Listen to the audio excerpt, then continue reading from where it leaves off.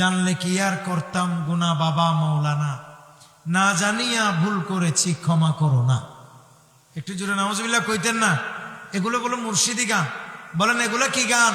তুমি যতই গৌসুল আজম ভান্ডারের বিরুদ্ধে বলো, যতই খালা গরিবে নামাজের বিরুদ্ধে বলো, যতই গৌসে পাক আব্দুল কাদের জিলানির বিরুদ্ধে বলো, তোমার বলার কারণে সেখানে লোক আরো বাড়বে। এটাই আল্লাহর ওলিদের কারামত, এটা আল্লাহর ওলিদের কারামত।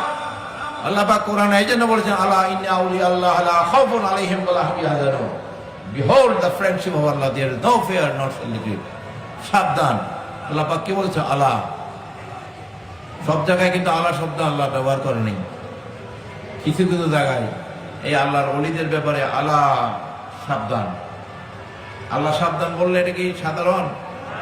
আপনাদের মধ্যে সাবধান বলা কি? আল্লাহ পাক বলছে সাবধান, আমার ওলিদের কোনো ভয় নাই। তারা এই সমস্ত ভয়ভীতি নিয়ে পেরেশানি বোধ করবে না, পেরেশানি হবে না।